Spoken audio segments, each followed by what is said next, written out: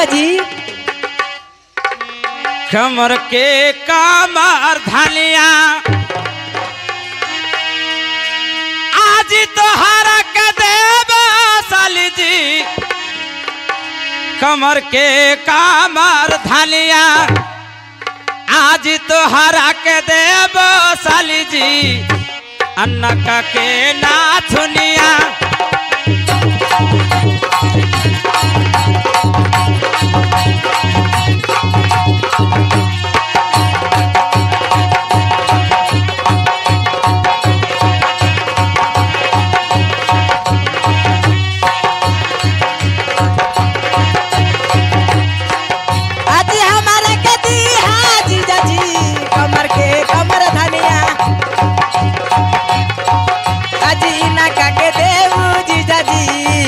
के नाथ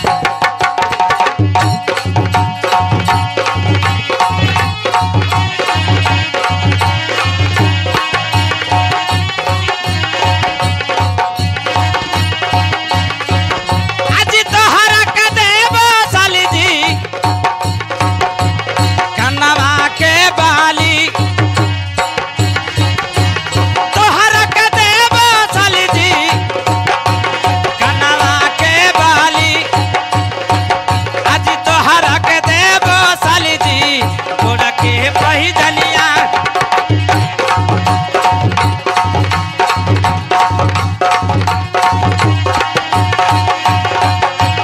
तोहरा के देव साली जी। नका के नाथुनिया तोहरा के देव साली जी। हाथ के पैजनिया आज तोहरा के देव साली जी। गोड़ के पायली तोहरा के देव साली जी। गोड़ के पाय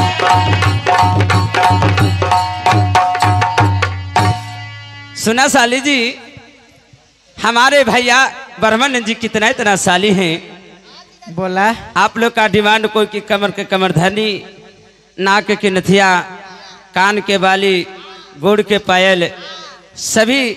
जब हम बौरीगढ़ से लौटम उस पतर के अभी शोक उठी है। जब हम बौरीगढ़ से लौटम साली जी तो आप लोग का डिमांड हम पूरा करते हैं। सभी को आपको कमर का कमरधनी, कान के बाली, नाक के नथिया, गुड़ के पायल सभी ला हम लेते आऊंगा। अच्छा सुनिए जीजा जी, मैं क्या कहती हूँ जी। क्या सुनाइए। हाँ अगले के ठेला घुमा है अकेला, काहे छौड़ी बोल गे। अगले के ठेला घुमा है अकेला, काहे छौड़ी बोल गे। तब बीचे बाजारा में बेचा ही छौड़ी गुप चुप गोले गोल गे।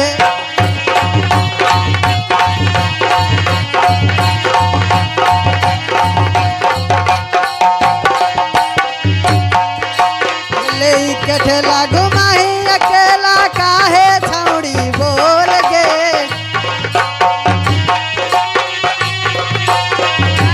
छौड़ी मोल गे पीछे बाजारा में बेचा ही छौड़ी गुप चुप गोले गोल गे। आगे बीचे बाजारा में बेचा ही छौड़ी गुप चुप गोले गोल गे।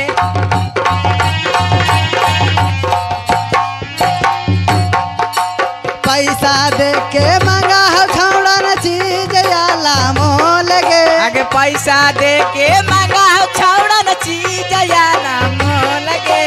पैसा दे के मंगा हो छौड़न चीज आला मोल गे। आगे बीचे बाजारा में बेचा ही छौड़ी गुप चुप गोले गोल गे।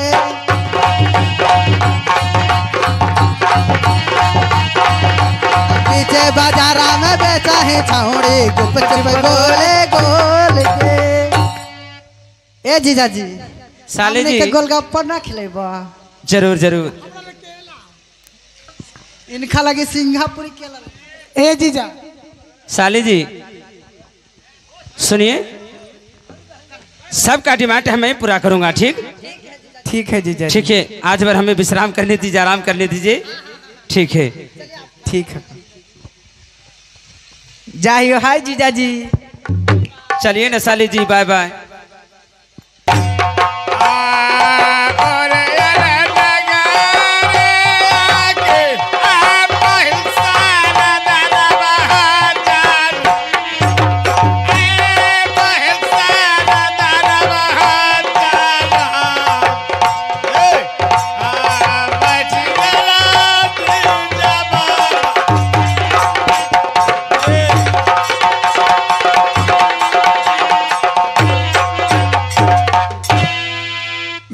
जुजल का रहने वाला माहिल सरदार, जब से मेरा मुहवा छीना गया, जब से मैं अपना मुहवा वापस लेने के लिए मैं क्या न किया, अपना ही बहनोई को मैंने माढ़ों का राजा जम्बे का पुत्र कड़िया से दक्षराज को सिर कटवाया, अपना बहन दिवला को मसमात कर दिया, पर भी मेरा मुहवा वापस नहीं हुआ है। अब तो 507-8 भगना जवान हो चुका है। रात दिन मैं इसी चिंता में रहता हूँ कि कब मेरा मुहवा वापस हो जाए। तो चलता हूँ, इस समय राजमहवा का समाचार लेता हूँ कि राजमहवा में क्या हो रहा है, क्योंकि बहुत दिन से मैं मुहवा गया नहीं हूँ। चलता हूँ, चलकर मैं मुहवा का समाचार लेता हूँ। मेरा ही नाम है।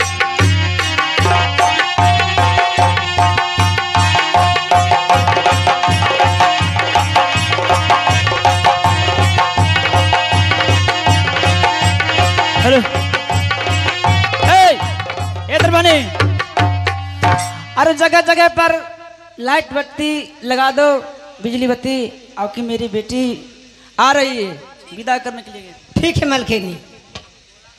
अरे अरे महुआ में मैं कितना बार आया, कितना बार गया, लेकिन इस तरह का सजावट मैंने शोभा नहीं देखा। जिधर देखता हूँ तो गली गली में सजावट है, पंडाल लगा हुआ है, लाइट बत्ती लगा हुआ है। अरे ये क्या आज महुआ में हो रहा है? चलकर मैं इस बात को पता लगाता हूँ। सलाम वालेकुम। खुश रहो बहादुर जी। ये क्या बात है जो आज राज्य महुआ में इतना भारी सजावट है? किस लिए, कौन उपलक्ष्य है, मैं जानना चाहता हूँ। ए मालिक जी, क्या? हम ना बते बाबू, बाप रे बाप बता दे तो मालिक जी हमरा बच्चे ना देथिन, कल खिना के किसी को मत कहना। अरे इसका मतलब कोई जरूर राज है। जो चलता हूँ रंग महल में, बहन मल्हना से मिलता हूँ।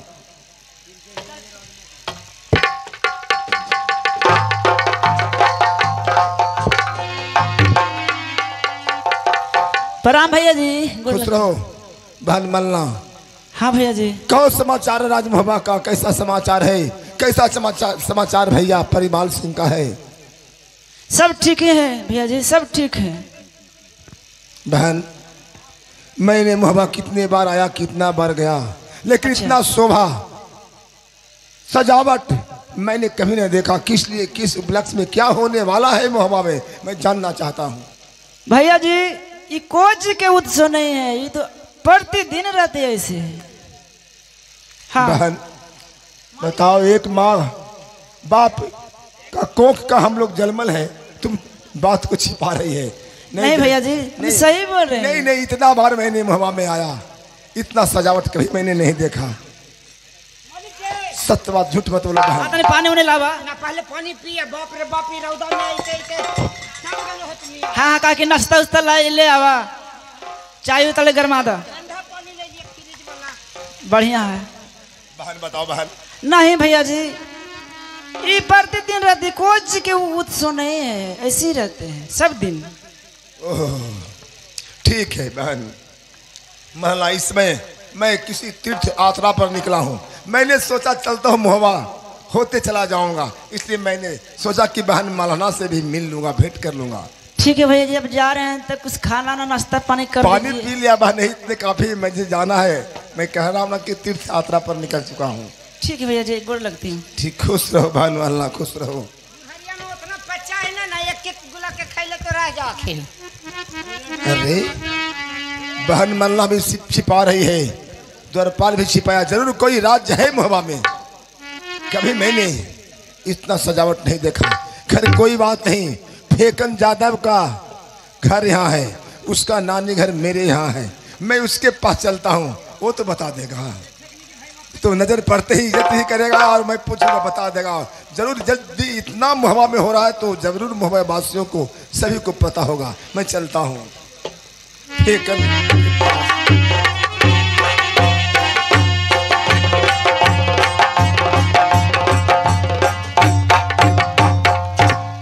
का तो यही मकान है, मैं कई एक बार आया हूँ। बउआ फेकन हो। कौन आदमी है? बउआ फेकन। हाँ बोलिए, क्या बात है? अरे तेरे नानी घर से मैं आया हूँ, माहिल सरदार हूँ, इधर आओ। प्रणाम मामा जी। खुश रहो भगना, खुश रहो। ये बताओ। हाँ बोलिए। अरे हम कितना बार आया।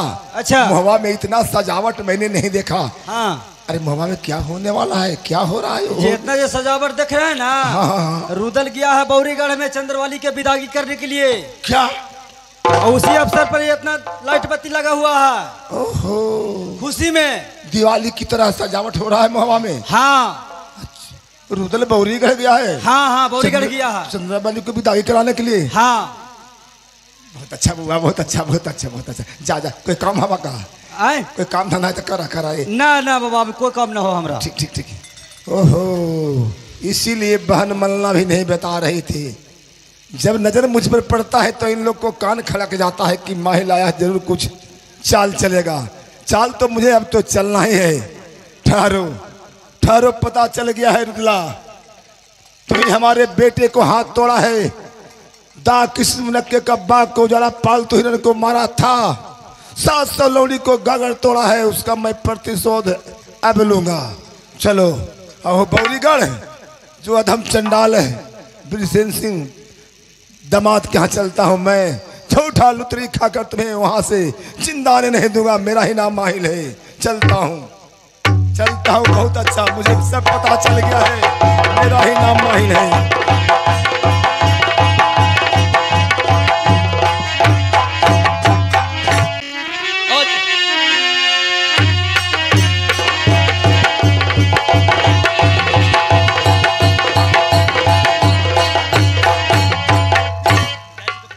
खुशी रहो बेटे। कहो बेटे, इसमें तुम बौरीगढ़ जा रहा है? हेलो पिताजी। क्या बेटी? मैं रात तो यहाँ गुजार लिया। अन्न धन सोना संपत्ति हमारे आप इतना दे दिए हैं कि किसी बात को कहना क्या है, लेकिन आपसे कहने के लिए क्या चाहता हूँ, जैसे सुन लीजिए। क्या बेटे, क्या कहने के लिए चाहते हैं? क्या सुनाइए। तदे दयई विदा गया पिताजी, आज बौरी गढ़वा के दीदी चंद्रवली के विदा की लई बई जी कराई। क्या बेटे? तदे दयई विदा गया पिताजी राज दिली।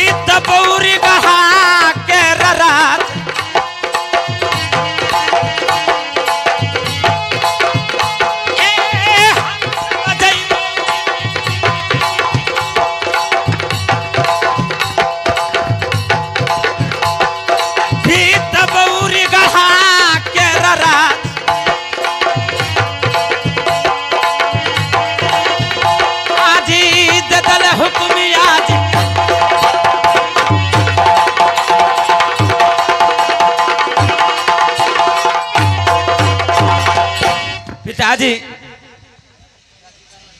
शाम से सुबह हो चुका है, आराम भी विश्राम भी कर लिया।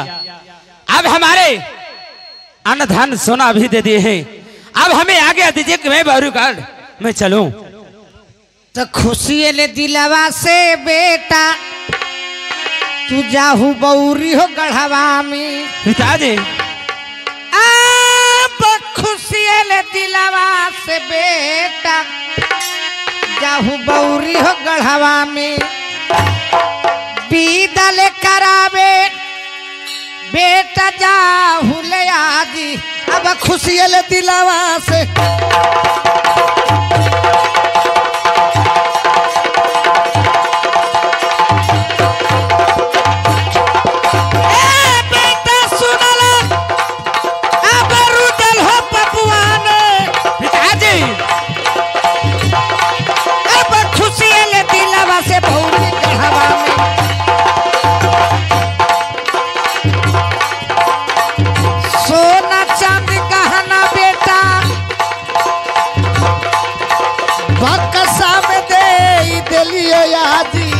हाँ पिताजी आज खुशी ले दिलावा से। ठीक है बेटा, इसमें दिल्ली पति पृथ्वीराज चौहान के पास आप आए हैं।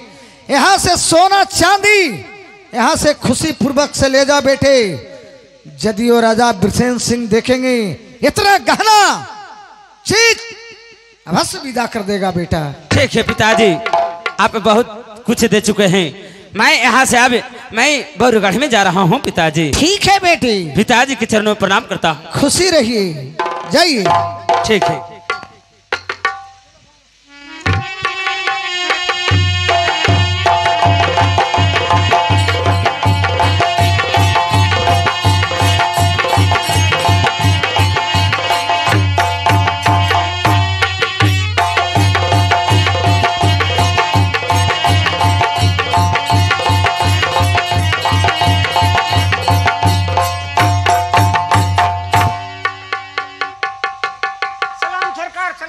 खुश रहो। चलो दिल्ली रास्ते में पड़ता है, इसके बाद बौरीगढ़ है। चलता हूँ मैं, दिल्ली होते चलता हूँ।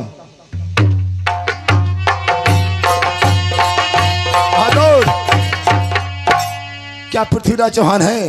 हाँ सरकार, बंगले पर जाकर हैं। कह दो कि राज उरियत वाले राजा माहिल सरदार आए हुए। जैसा आज्ञा हो महाराज। मालिक जी, क्या बात है रे? राज ओरियल वाला राजा माहिल जी आवल है। क्या राजा माहिल सरदार जी आए हुए? अरे तो आने दो उनको, पानी में जैसे लावो, गोड़ हाथ पखारो लाके जल्दी से लावो।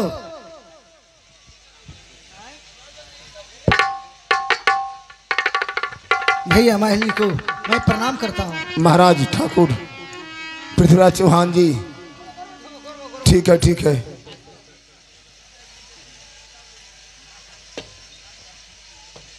हेलो, कह द कुशलिया भैया जी आज राज जी उरियल के। भैया जी सुनल राजा माहिल जी सरदारी। कह द कुशलिया भैया जी आज राज जी उरियल के। कैसन कुशलिया आप रहल तो हर के आदि आज हाल बतावन।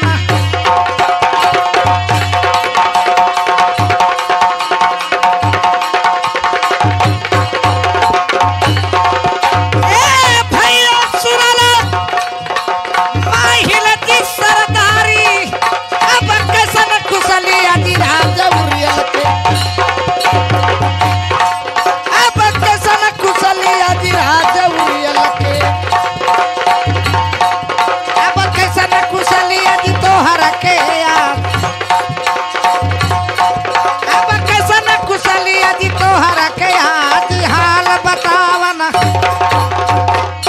भैया माहिल सरदार जी, क्यों कि मेरे समधी के आप सलाह हैं तो मेरे भी समधी लगेंगे भाई।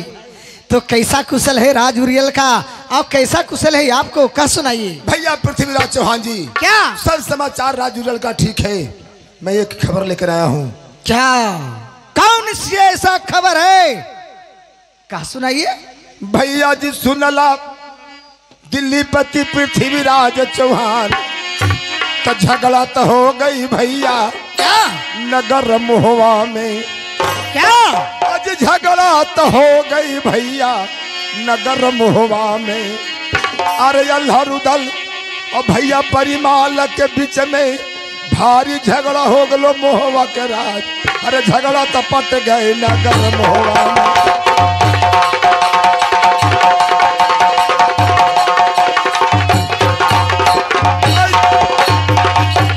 झगड़ा तो पट गए नगर मोहवा में। अरे अल्लाह रुदल झगड़ा भैया परिमाल से दिया हो लगाए। ये झगड़ा भैया परिमाल से दिया लगाए। ये भारी तबा झगड़ा पट गए मोहवा में। भारी झगड़ा नगर मोहवा में अल्लाह रुदल भैया परिमाल सिंह के बीच में हो चुका है।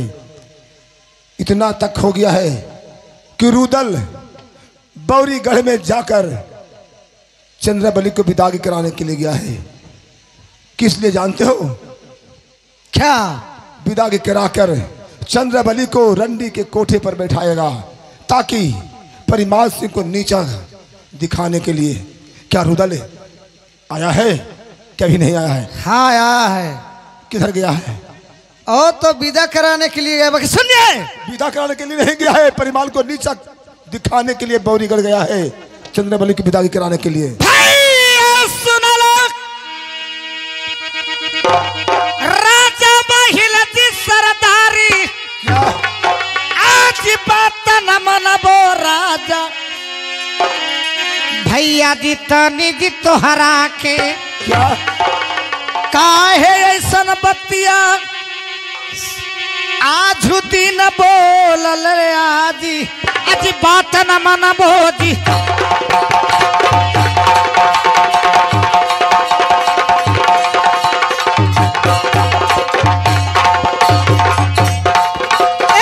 भैया सुनल महिल जी सरदारी आज बात न मनबो जी तनी तोहरा के। आज बात न मनबो जी तनी तोहरा के। आज प्राण से बढ़ के भाई रुदल के मान कैले आदि। अब बात न मानबो जी। नहीं, मैं कभी नहीं, मैं विश्वास मैं कर सकता हूँ। मैं कहता हूँ आल्हा से और रुदल परिमाल से झगड़ा किया है। नहीं, अरे भैया जी मेरे बात को मानिए और रुदल को जल्दी कैद कीजिए, उसको जान मार दीजिए। जल्दी से चला जा माहिल जी। आज दिन दिल्ली से आप जल्दी से चला जा राजा। आज राज हो दिल्ली से बात न हम तोहरा ले मान बोले याद। अब कहे ऐसा बात ले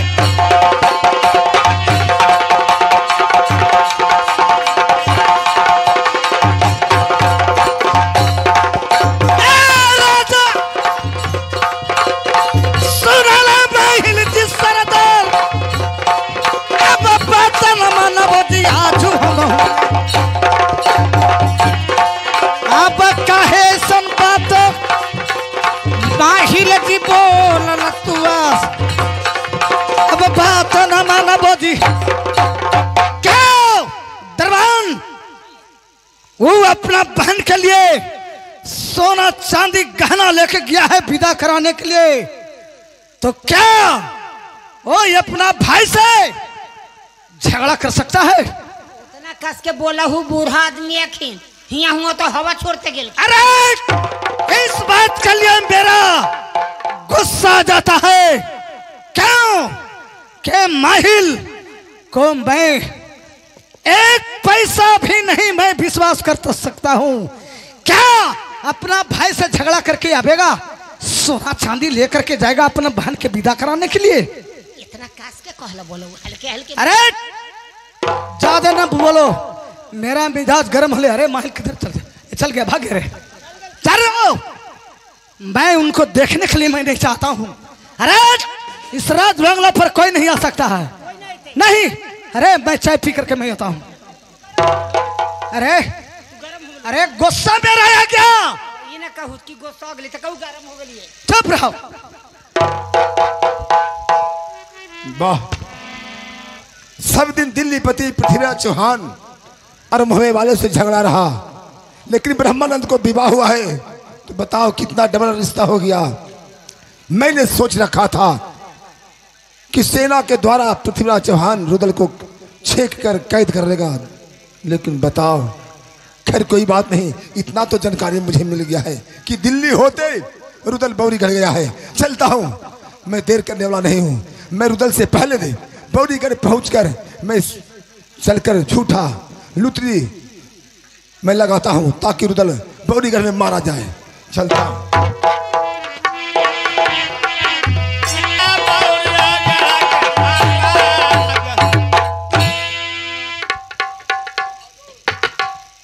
द्वारपाल जी सलाम सरकार। खुश रहो। हमारे पाहुन बिरसिंह सिंह हैं। हाँ मालिक, बंगले पर जाके खबर कर दो कि तेरे मम ससुर माहिल जी राज उर्जल से आए हुए हैं। जैसा आज्ञा हम हरा। जाओ जाओ, खबर करो खबर करो। मालिक जी, क्या रे? बड़ी खुशी के बात हो। क्या खुशी की बात? राज उरियल से मम ससुर साहेबा वाला। क्या ये बौरीगढ़ में आए हैं? अरे तो उन्हें आदर सम्मान के साथ लेके आता ना। बोले ले यो।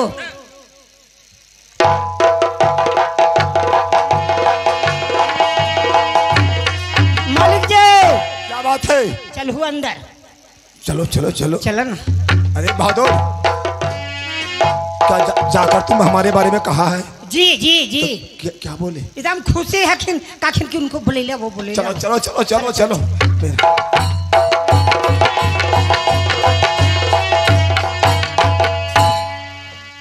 मम ससुर जी को सादर प्रणाम करता हूँ। खुश रहो खुश रहो खुश रहो नाती, खुश रहो नाती। सुजमल भी जमान हो चुका है। हाँ हाँ हाँ, पहले पैर उनको धुलाओ रे बहादुर। हो गया। अब तब तक ते क्या करो कि जाकर हमारे जो मम ससुर जी आए हैं उनके लिए चाय पानी नाश्ता पानी का व्यवस्था करो जाकर। Hello hello hello. ठीक है ठीक सुनिए, है। मैं लेमू का चाय पीता हूँ। हाँ और सुनो सुनो, उसमें काला नमक डाल देना। हाँ, आज रोटी परोठा तो इनका टूटते ना, दांत है ये ना, हाँ। तो इनका ला सकार का नुसरा दही वही ठीक है। मम ससुर जी क्या? सुनिए।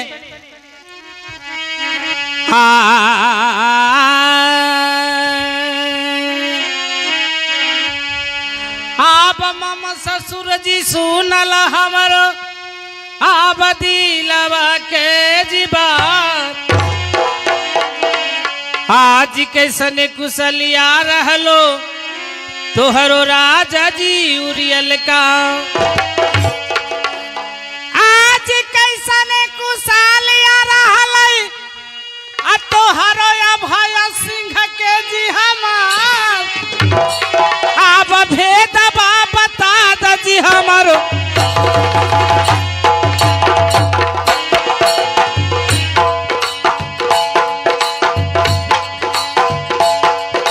आप ममल ससुर जी सुनला आप दिलवा के जीव। मम ससुर जी पाहुन बोलिए। आज मम ससुर सुनला जी हमारो ले दिलवा के जीव।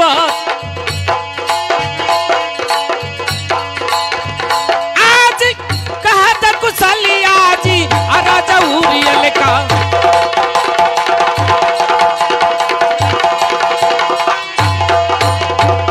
कहिए कुशल राज उरियल का, कहिए हमारे साली साहब अभय सिंह का कैसा समाचार है? पहुना बिरसेन सिंह, सब समाचार राजूरल का ठीक है। हमारा बेटा अभय सिंह का समाचार ठीक है। ये बौरीगढ़ राज का समाचार कहिए कैसा है? ए हमारा बौरीगढ़ राज का भी सभी समाचार कुशल ही कुशल है।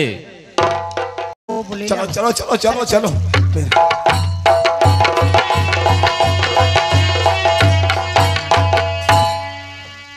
मम ससुर जी को सादर प्रणाम करता हूँ। खुश रहो खुश रहो खुश रहो नाती, खुश रहो नाती। सुजमल भी जमान हो चुका है। हाँ हाँ हाँ हाँ, पहले पैर उनको धुलाओ रे बहादुर। हो गया। अब तब तक ते क्या करो कि जाकर हमारे जो मम ससुर जी आए हैं उनके लिए चाय पानी नाश्ता पानी का व्यवस्था करो जाकर। हेलो हेलो हेलो, ठीक है ठीक सुनिए, है। मैं लेमू का चाय पीता हूँ। हाँ और सुनो सुनो, उसमें काला नमक डाल देना। हाँ आज रोटी परोठा तो इनका टूटते ना, दांत है ये ना, हाँ तो इनका ला सकार का नुसरा दही वही ठीक है। मम ससुर जी क्या?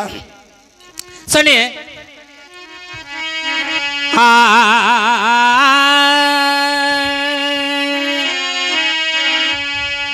आप मम ससुर जी सुनल हमरो आप दिलवा के जीवा, आज कैसने कुशलिया रहलो तोहरो राजा जी उरियल का,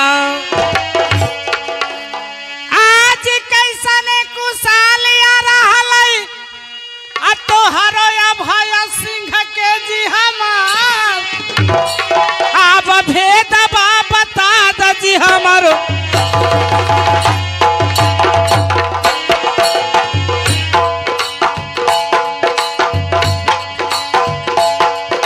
आप ममल ससुर जी सुनला आप दिलवा के जीवन।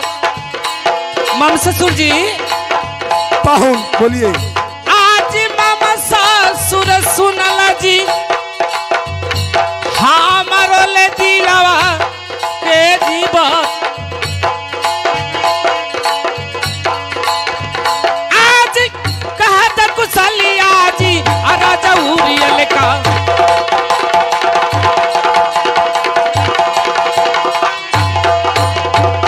कहिए कुशल राज उरियल का, कहिए हमारे साली साहब अभय सिंह का कैसा समाचार है? पहुना बिरसेन सिंह, सब समाचार राजूलाल का ठीक है। हमारा बेटा अभय सिंह का समाचार ठीक है। ये बौरी गढ़राज का समाचार कहिए कैसा है? ए हमारा बौड़ी गढ़राज का भी सभी समाचार कुशल ही कुशल है। आज तोहरो कबने जरूरी पर गईलो, अब बौरी ले गढ़वा से आप दौगले तधावले अइला, आई बौरी ले गढ़वा में जी हमार, आप दौगले तधावले अइला, आज बौरी ले गढ़वा में जी हमार, आज कबन जरूरी जी पर ले तो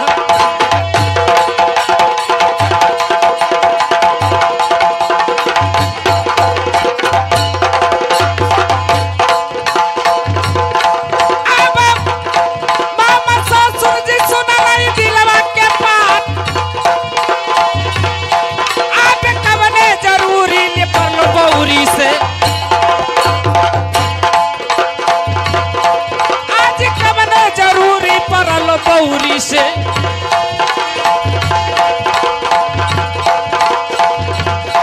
आप तू जब अइला बौरी गढ़वा के राज,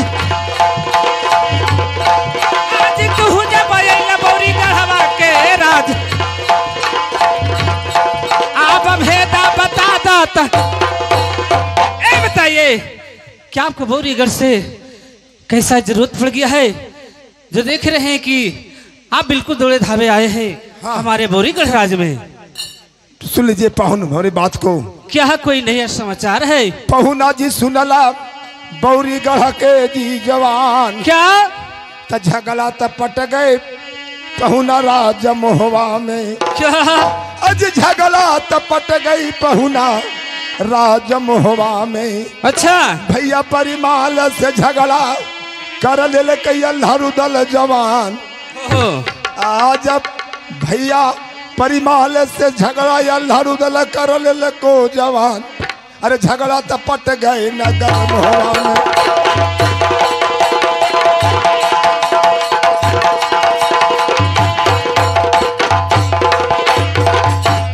बात बात में झगड़ा अल्लाह रुदल दिया जी बढ़ाई।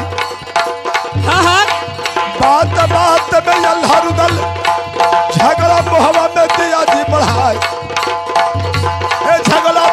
गए नगर मोहरा में।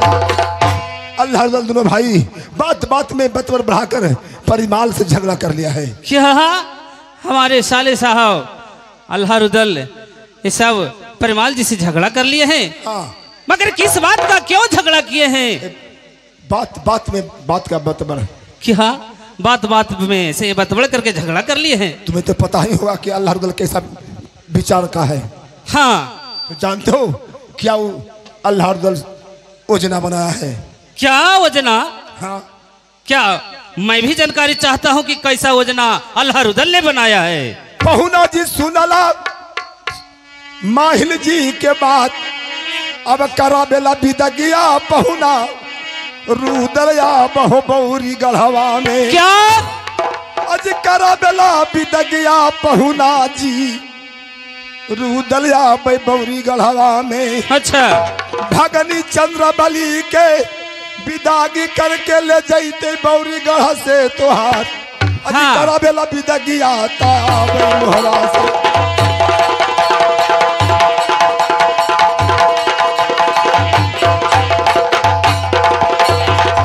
हे पहुना जी सुनला मामा महिला के जी बात। पहुना जी सुनला मामा महिला के जी बात। करा बेला बिदगिया रुदलया बौरी गढ़ में। जब झगड़ा हुआ तो पता चल गया है रुदल को कि परिमाल सिंह का एक बेटी है चंद्रावली जो कभी बौरीगढ़ से मुहवा नहीं आई है।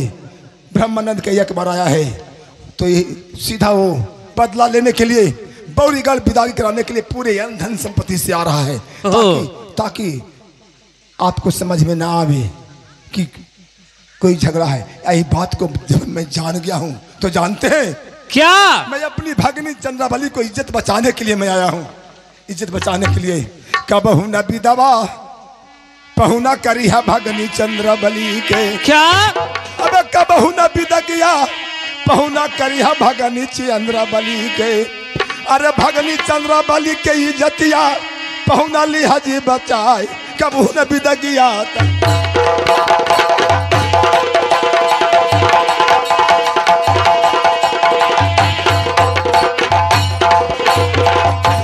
पहुना जी सुनला हमारी दिल के बात। क्या मैम ससुर जी बोल रहे हैं? हे पहुना जी सुनला मामा महिला जी के बात। कबहू न बिदगिया तक करिया भगनी चंद्रबली के। कभी भी चंद्रबली भगनी के विदाई मत कीजिएगा, इज्जत बचा लीजिएगा। जानते हो क्या? नीचा दिखाने के लिए विदाई कराने के लिए आ रहा है। वो सोच लिया कि परिमाल सिंह को मैं नीचा दिखाऊंगा। मैं चंद्रबली को विदाई कराकर रंडी खाने कोठा पर मैं बिठा दूंगा ताकि पता चलेगा परिमाल सिंह तो ग्राम से मर जाएगा। क्या मैम ससुर जी मुझे पता क्या था। ये सब बातें जो बोल रहे हैं क्या आप सत्य बोल रहे हैं? मैं सत्य बोल रहा हूँ, सत्य बोल रहा हूँ। आदमी झूठ बोलते हैं।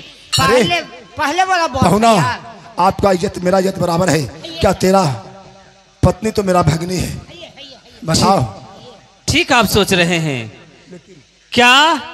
रुदल अपने बहन चंद्रवली यानी हमारे धर्म पत्नी को विदाई कराने के लिए रुदल ये बौरीगढ़ राज में आ रहा है। हाँ। और विदाई कराकर कोठे पर बिठा देगा, हमारा इज्जत को नीलाम कर देगा। हाँ। यही उसका सोच है। अब मेरा भी इज्जत जाएगा। हाँ। हमारे जो जीजा हुए परिमाल सिंह उसका भी इज्जत जाएगा। तो इज्जत बचाने के लिए मैं आया हूँ। समझ लो नहीं रे ससुर दुल्लो गए सब गाय। ठीक कहा तूने बहादुर।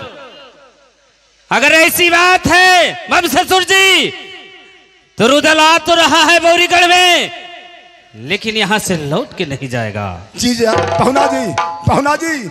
हाँ। अब मूड़ी काट ली है पहुना रुदला के। हाँ। आज मूड़ी काट ली है पहुना रुदला के। भैया परिमाल सिंह के कले जाऊं हो जाए। आज जीजा परिमाल सिंह के कले जाऊं हो जाए। अरे मूड़ी काट ली है तू रुदल।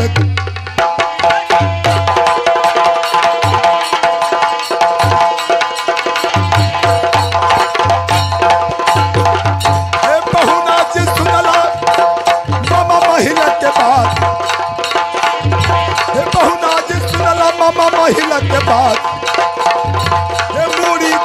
निहऊ गला। यदि रुदल का मुड़ी काट लेते हैं तो जीजा परिमाल सिंह का जब सुनेंगे तो उनका कलेजा ऊंचा हो जाएगा कि अरे मेरा दुश्मन मारा गया। बिल्कुल आप ठीक कह रहे हैं मम ससुर जी, बिल्कुल उसे मुड़ी काट लेंगे बौरीगढ़ राज में। लेकिन पहुना जी, लेकिन क्या? लेकिन लड़ाई नहीं करना है, तो छल से उसको मुड़ी काटना होगा। कैसा छल? वो घोड़ा पर आता होगा। सबसे पहले घोड़ा को चाना दारा देने के बहाने उसको घोड़ा को कैद कर लेना है। अच्छा। हथियार कैद कर लेना है। अरे सांप कहा गया है कि सांप,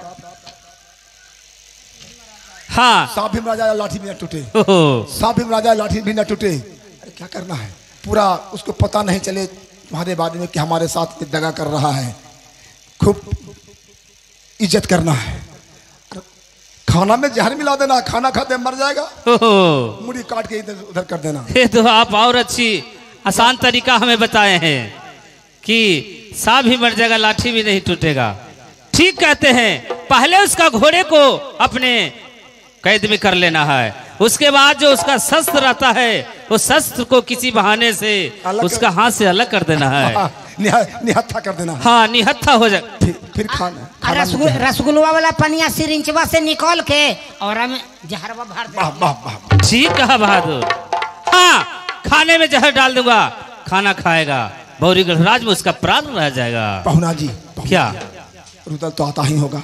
हाँ। कहीं हम पर नजर पड़ गया तो उससे समझ जाएगा कि मामा जी आए हैं, जरूर हमारे बारे में कह दिया होगा। ओहो। इसलिए मैं छिप जाता हूँ और जब मर जाएगा तब 2-4 लाठी ऊपर से खूब मैं भी दूंगा। हाँ, ठीक है। आप इज्जत लूटने आया है, इज्जत हाँ, लूटने आया है। उसे पता चल जाएगा कि बौरीगढ़ का राज भी क्या है, और वहाँ का राजा बिरसेन सिंह भी क्या है। तो मैं चलता हूँ, ठंडा पधार में मैं छिप जाता हूँ। ठीक है, जाइए। माम ससुर जी को प्रणाम। खुश रहो, खुश रहो, खुश रहो नाते सूरजमल। पिताजी, क्या बेटा सूरजमल? आप कुछ भूल रहे हैं पिताजी। क्या?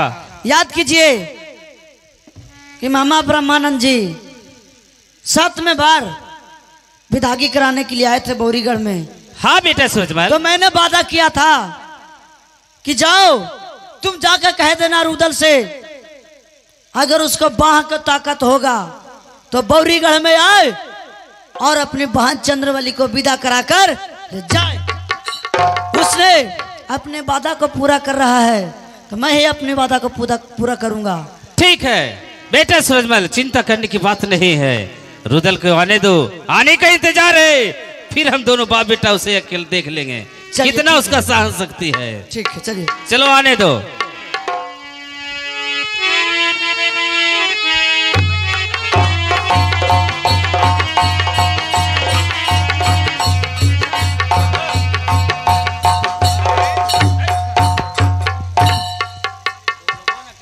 हेलो। हाँ,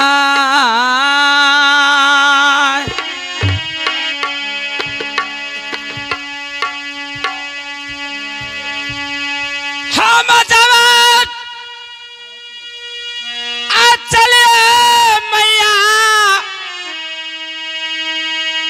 बौरीगढ़ गारी आजी चाली,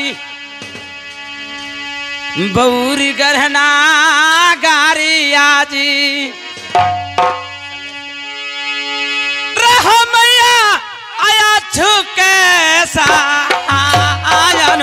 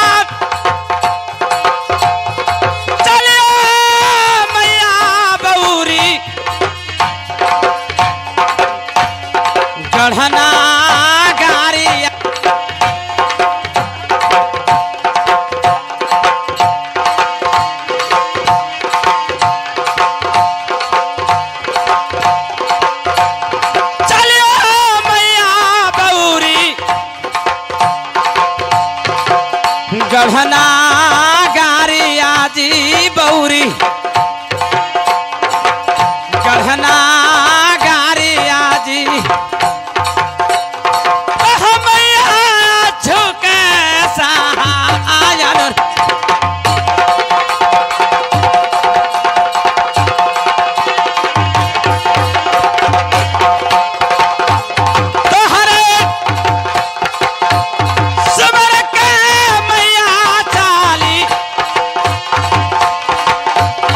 बौरी गढ़ना गारिया जी बौरी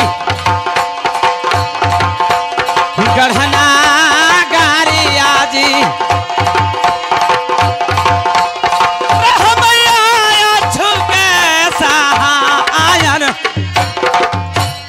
लगता है क्या आज मैंने कोई राज में पहुंच चुका हूं। मैं ये बात पे पूछ लेता हूं कि कौन सी राज है। ये बताइए कि कौन सी राज है। ये बौरीगढ़ है, बौरीगढ़। क्या क्या है? बौरीगढ़ है, यही है। मैं बौरीगढ़ पहुंच चुका हूँ। हाँ, यहाँ के राजा के क्या नाम है? मालिक बिरसेन सिंह। राजा बिरसेन सिंह। हाँ, उनका पुत्र भी है। हाँ, क्या नाम है? सूरजमल। सूरजमल। हाँ। ओहो हो, मैं पहुंच चुका हूँ। अच्छा ये बताओ कि तुम्हारे महाराज यानी राजा बंगले पर हैं? बंगले पर हैं। जाकर उनसे कह दो क्या की तिथि आपसे मिलने के लिए बौरीगढ़ में आ गए हैं। ठीक है महाराज, इसी जगह रहिए। ठीक है। मालिक जय। क्या हुआ रे? मोहवा वाला रुदल आ गेल। क्या राजमोहन से रुदल आया है? जाओ उसे लेके आओ पहले। ले ले आए। भाग तो न गेलखिन। क्या बात है? चलो भीतरी। क्या?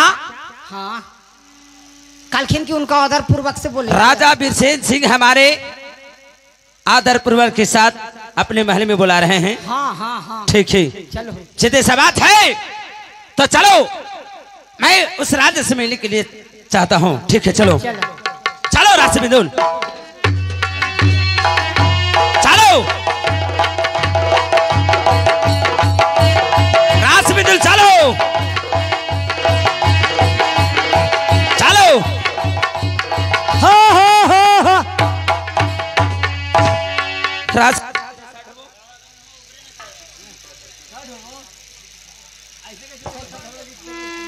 अच्छा दरबान जी, ये बताओ कि हमारे जीजा जी कौन है? ये मालिक जी हखिन। अब मिलू ना तो कहना ना आइलखिन तो तोरा चीना कौन? उनकी बेचारा पूछ रहा कि हमार जीजा जी कौन हखान, भगना कौन है। तो तोरा मिलना चाहिए, कहना ना चाहिए कि हम यो पहुना। जीजा जी के अरे। चरण में मैं नमस्कार करता हूँ। खुशी रहिए। हे बताओ, खुश रहो। कोई अतिथि हमारे पास आए हैं तब मैं ही उनसे पूछो कि हमको कहिए कि हम वो जीजा जी हैं। अनजान अनजान हखिन कहनो ना आइलखिन है तो उनका स्वागत करबू कि ना? पैरवा धोया रे। पैरवा खनिए धोई, पहले परनों में पोती होले है अभी। अच्छा ठीक है। पैर पकड़ो। पैरवा धोवा तो। क्या ऐसा बात है? ठीक है, लाओ। इनके देवा अब वो धोइयो है। चुप रहो। नहीं बुझी? नहीं बहादुर, चुप रहो। अरे आते आते उनको लेटरिन लग गया रे। साले साहब, जीजा जी हमारे रुदल जी ये बौरीगढ़ राज में आए हैं। आपको हाँ। देखकर हम बहुत खुश हैं। क्या बहुत खुश है? हाँ हाँ बिल्कुल खुश हैं। बहुत अच्छी की बात जीजा जी। हम लोग बौरीगढ़ के तरफ से आप लोग का बधाई हो मामा जी। बधाई, बहुत बधाई है। कहिए हमारे ससुराल का हाल समाचार बताइए।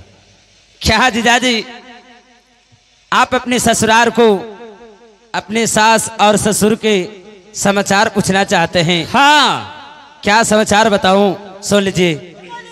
क्या रे? बहुत ज्यादा भारी है रे। अच्छा रखो। सुन लीजिए। हमरा लगा खोजा ताजा ना हो, खाली बेल सही है को। अरे गोलका रे गोल। बंगाली भैया,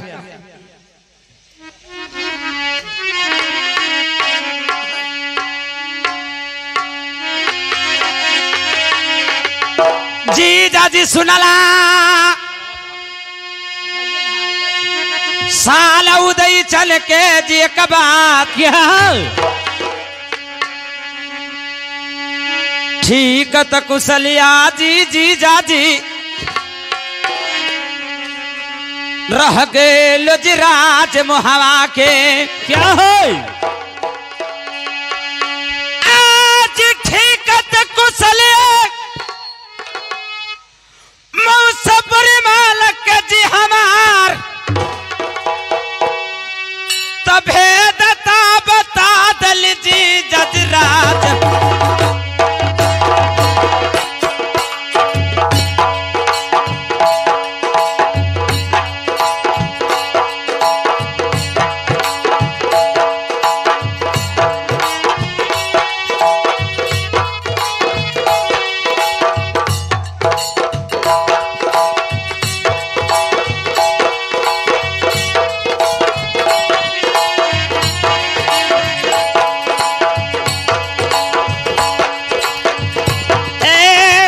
सही भेदा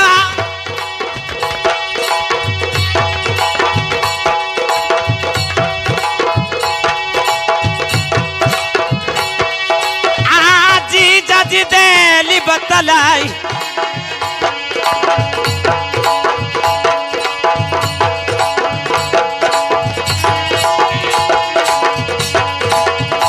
आजी ठीक है कुशलिया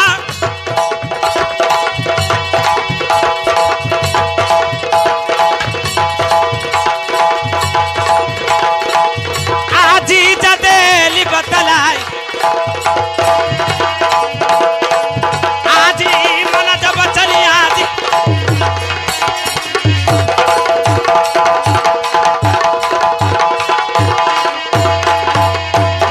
जीजा जी क्या कुशली राज महाव्या का बहुत अच्छा है। अच्छा और क्या कहूँ सभी का कुशली निक है लेकिन जीजा जी लेकिन क्या हमारे मौसी मल्हाना की तबीयत ठीक नहीं है।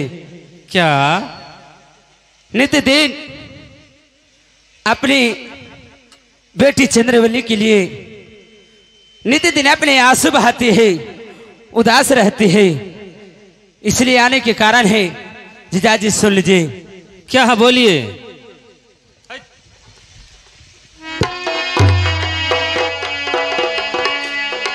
तकार लबिद गया जीजाजी आइल जी दीदी चंद्रबली के अच्छा आज करला बिद गया जीजाजी आइल जी दीदी चंद्रबली के आज दे दल बिद गया जी जदीद चंद्रबली के हमार आज ये तनय रजी आज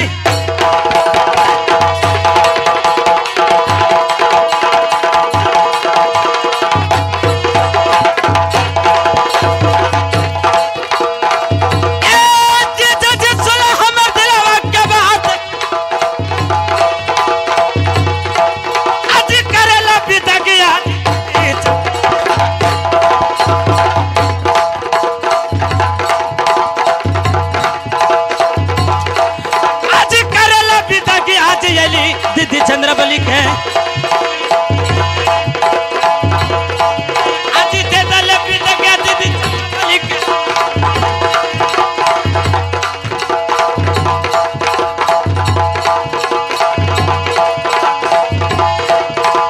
आज दे दल बिद गया दीदी चंद्रबली के हमार हेलो आज करेला बिद गया आज जीजाजी इसलिए आया हूँ कि हमारे दीदी चंद्रबली को आज विदागी आप हमारे साथ में कर दीजिए। मैं दीदी चंद्रबली को लेकर राज महाव्या के जाने के लिए चाहता हूँ। मालिक जी बड़ी दिन पर बहन के लेवे लिखिन है अरे गलती कह लियो सुनो हमारे भैया ब्रह्मानंद जी ने 7 बार आ चुके हैं बौरीगढ़ में लेकिन विदागी नहीं मिला। 7 बार लेवे लिखिन लेकिन चुप! इतना मार मारेंगे रे हरामी वही तुमको। बतिया न कही। विदा कराने के लिए आए हैं। भगना सूरजमल, कोई भी काम होता है तो शांति से होता है, आज जल्दीबाजी का काम इनका चिन्ह ही। अरे बाबू मामू कौन रे? अरे हरामी कहीं का, तुमको बहुत देर से बकवास सुन रहा हूँ। ये हमारे भगना है ना, भगना सूरजमल। आए हैं तो खाना पीना नाश्ता पानी कीजिए और 1-2 दिन रहिए, उसके बाद खुश। तुम्हारे बातों के लिए मैं मानता हूँ, सुनो तुम्हारे बात को मैं मानता हूँ। हाँ, तुम्हें पता नहीं, तुम्हें पता नहीं कि तुम्हारे नानी तुम्हारे माँ के लिए बरसों से आज तुम्हारे माँ के लिए इंतजार कर रही है। ना जाने कब तुम्हारे नानी मर जाएगी, कोई ठीक नहीं है भगने सूरजमल। इसलिए तुम्हारे माँ के विदा कराने के लिए मैं जल्दबाजी में हूँ। हले बेचारे के पानी चढ़ले फोन कैलुअल ना, पानी चढ़ले हले ना। हाँ बहादुर, तो ज्यादा नहीं, बस 1-2 दिन रहिए और उसके बाद चले जाइएगा। एगो कहावत है मालिक कि भौजी के भाई भीतर घर खाए। बे हरामी कहीं का, इतना मार मारूंगा तुमको। बहादुर इधर आओ, जाओ मामा के रस बिंदु ले जाकर और तवेले में बांध कर आओ। जाओ। चना वाला खेत में आ जाओ। खेत में बांधो, क्योंकि राजभुवा से आते आते हाँ, भूखा गया होगा। घोड़ा भूखा हो गया होगा। भगना सूरजमल, जाके बांधो। मामा जी ठहर जाओ। क्या हमारे रास बिंदुल के तने चना के खेत में बांधने के लिए बोल रहा है? हाँ, मैं अपना रास बिंदुल किसी के देता नहीं हूँ। तकार लबिद गया जी जाजी आइल जी दीदी चंद्रबली के। अच्छा, आज करला बिद गया जी जाजी आइल जी दीदी चंद्रबली के। आज दे दल बिद गया जी दीदी चंद्रबली के हमार। आज ये तनय रजी आज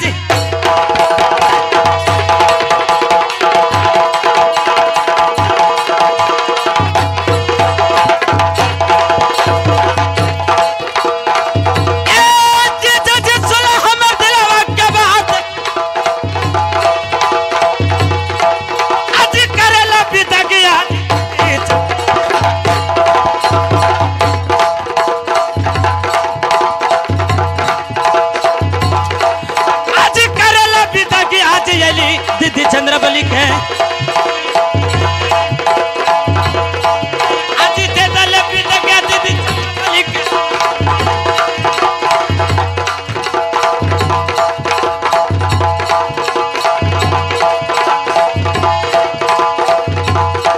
आज दे दल बिद गया दीदी चंद्रबली के हमार। हेलो, आज करेला बिद गया आज जीजाजी, इसलिए आया हूँ कि हमारे दीदी चंद्रबली को आज विदागी आप हमारे साथ में कर दीजिए।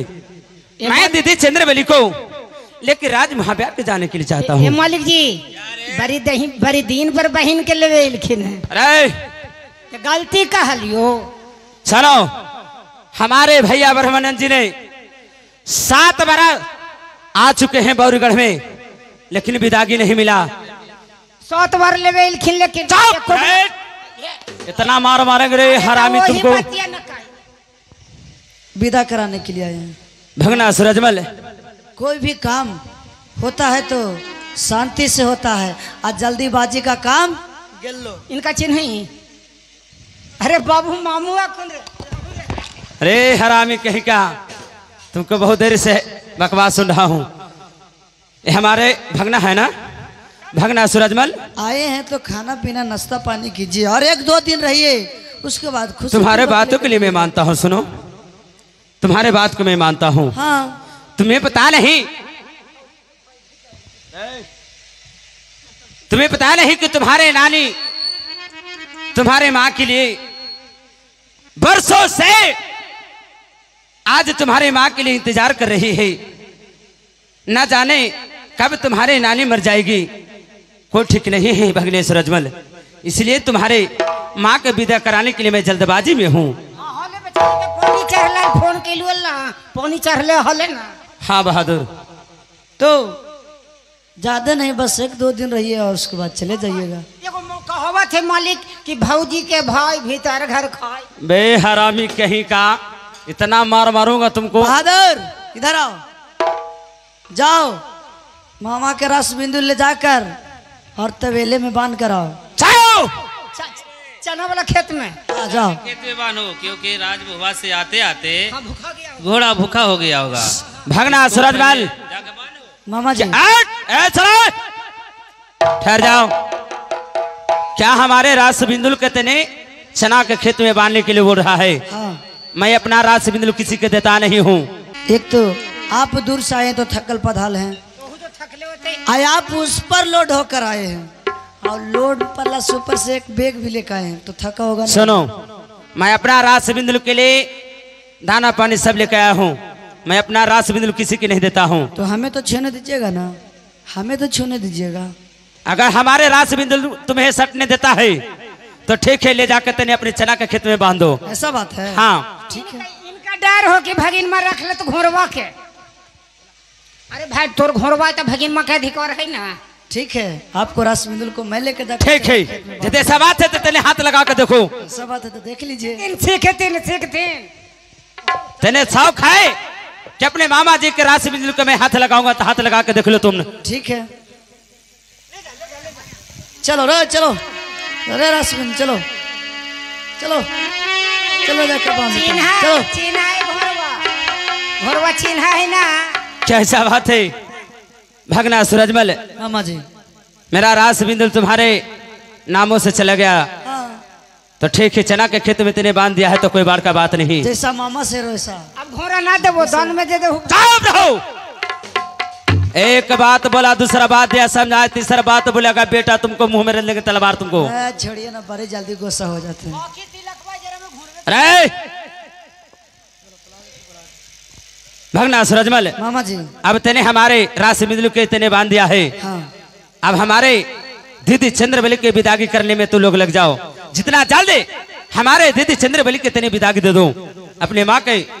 अच्छा इधर आइए। बैठा बैठिए, परोठा खा के ना जीवा। चुप। अरे बड़ी तलत खो रहे। बैठिए बैठिए बैठिए। भगना सूरजमल, इसको समझाओ, अच्छी ढंग से समझाओ इसे। समझाता रे, अरे बड़ी गरम आदमी दिमाग के रे, बार भाई। गरम मखिन तो उनका रोटी मिलती, खैला की परोठे मिलते। और ज्यादा गरम मखिन तो उपाय है हो जीते। क्या है? ऐलखिन बहन ही ना, नटवा ही ले जाके पाल दे दिला दे। ये क्या बोलते रहता है रे? अरे मजाक ज्यादा नहीं करो, साले लगते हैं इसका मतलब क्या? पिताजी। अरे साला लगते हैं इनका मतलब क्या होता है कि मजाक भगना सूरजमल, कहे ये बही छिनार के दिमाग नहीं है। बारे दे दिया। अब अच्छा लगा तुमको? तो लेवे लिखी ना। अरे दूसरा के कोई चिका अरे, अपने लेवे। इतना मार मारेंगे बही छिनार तुमको की हालत ठीक खराब कर है, देंगे।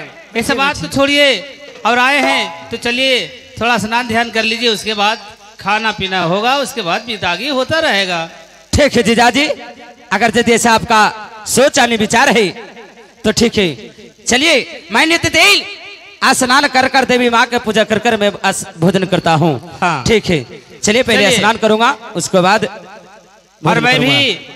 भी रंग महल में जाता हूँ, आपके लिए अच्छे अच्छे भोजन बनवाऊंगा। ठीक है जीजाजी। ठीक, चलिए। चलिए ई एकरा बहन के बड़ाई करो हो, हगो हो जे गोड़ तो धोवे न कर। अरे आप लोग इतने बड़ी बैठिए और मैं मामा जाता हूँ रंग महल में थोड़ा नहा धोआ का स्नान। ठीक है, जाओ। ठीक है। अरे बहादुर, ते इधर आओ, ते इस समय जाओ और हमारे बहन गौरव को बुला कर ले आओ। ले ले गौरव के। हाँ, जहियो बउआ हाँ बोला। चलहु ना बोले ले अखुन भाई। चला। गौरा के पौरा ठीक है को। हाँ जी, गौरा के पौरा ठीक है बेचारी के। हेलो। ए जी भैया जी को चरणों कबलों में करती हूँ परिणाम। खुश रहो।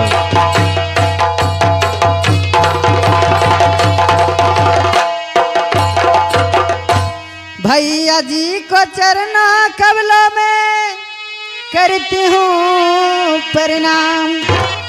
खुशी मन से दीजिए भैया जी बहनों को आशीर्वाद।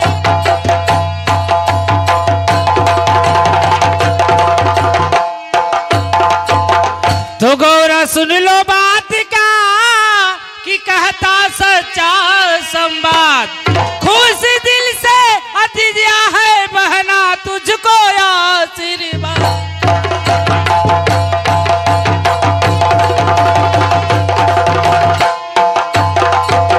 अरे खुशी दिल से दिया है रे बहना आ तुझको आशीर्वाद। अरे जुग जुग जियो बहिना मेरी करता हूँ फरियाद।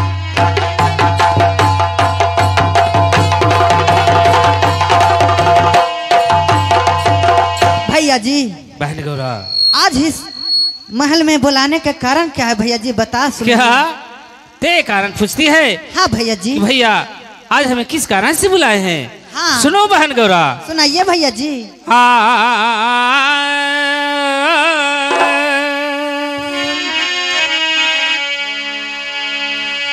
आज आगे लिया बनले बहिना। क्या भैया जी?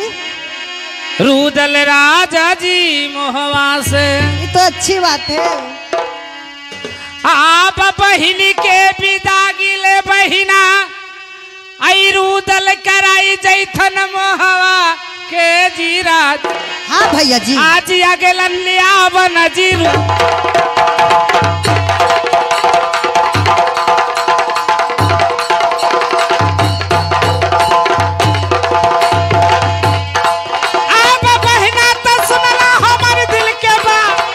बोलिए भैया जी। आज आगे लिया बन जीराज मोहवा से।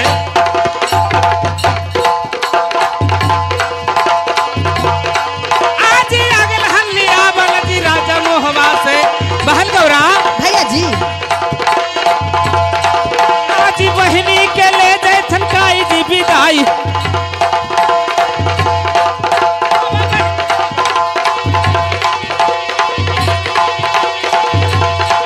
आप बहिनी के ले जाए थनकाई जी विदाई।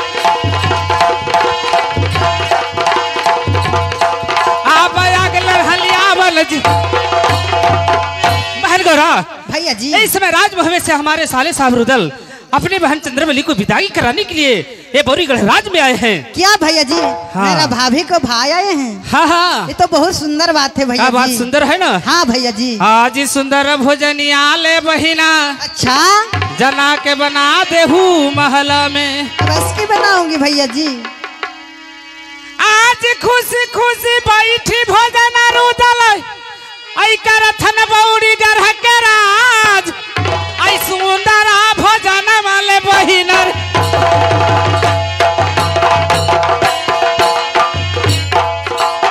बहन गौरा भैया जी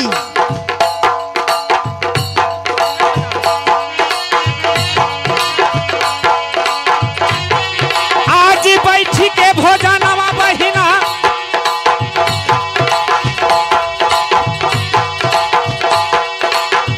एक रथन बौरी ले गढ़वा में जी हम। हाँ भैया जी। बहन गौरा भैया जी बोलिए। आज बैठी के भोजन वाले करथन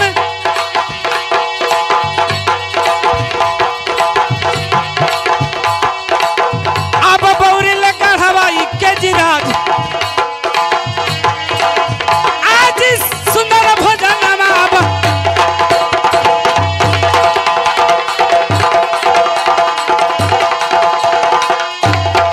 बहन गौरा भैया जी इस समय ते रंग महल में जाओ अच्छा और सुंदर सुंदर भोजन तुम्हें जाके बनाना है। ठीक है भैया जी सुंदर भोजन बनाऊंगी बस की। लेकिन बहन गौरा एक बात को लेकिन सोच क्या है लो। भैया जी? भोजन जब बन जाएगा अच्छा तो 2 थाल में भोजन तुम्हें परोसना होगा। ठीक है भैया जी। एक थाली होगा सोने का अच्छा दूसरा थाली होगा चांदी का। ठीक है भैया जी। लेकिन बहन गौरा लेकिन क्या है भैया जी? जो सोने के थाल में भोजन होगा अच्छा उसमें तुम्हें जहर डालना होगा। ये क्या बोलते हैं भैया जी? हाँ नहीं भैया मैं जी, ठीक कह रहा हूँ। नहीं सुनिए भैया जी। क्या? हाँ तका है ऐसन बतिया भैया जी, आजी बोलला हमरा के बहन गोरा आज का है ऐसन बतिया भैया जी, आजी बोलला हमरा के ऐसन नकाम भैया कब करब संघवा में तोहार। अच्छा अजी ऐसन कहे बतिया जी,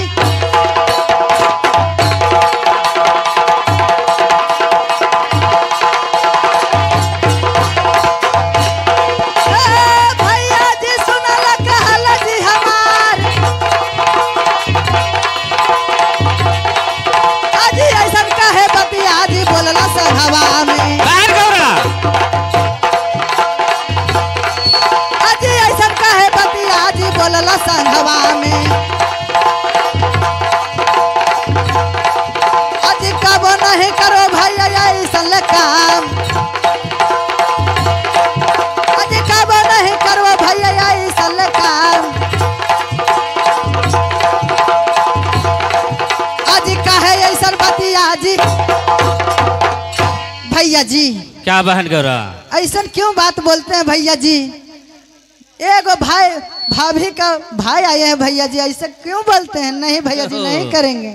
इसका मतलब ते ऐसा काम नहीं करेगी? नहीं भैया जी नहीं करेगी? नहीं बहन गौरा भैया जी, मैं प्यार से कह रहा हूँ कि मेरे बात को ते मान जाओ। हम कभी नहीं ऐसा काम कर सकते हैं भैया जी। क्या नहीं करेगी? नहीं। अरे बत्तिया नमा नमा रे गौरा, अहो तू हूँ जो भैया के अच्छा अब भारी दूर गतिया कर देव रे बहिना, अब बौरी ले गढ़वा में हो तो अरे बत्तिया नमा नमा तो बहिना।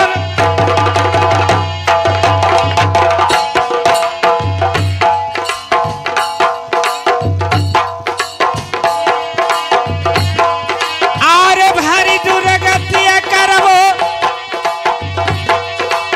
आहो बौरी ले गढ़वा में जीतो। नहीं भैया जी।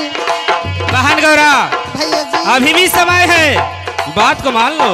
नहीं भैया ऐसा क्यों बोलते हैं भैया जी? अरे भारी दूर गतिया एक कर देवो बौरी ले गढ़वा में जीतो।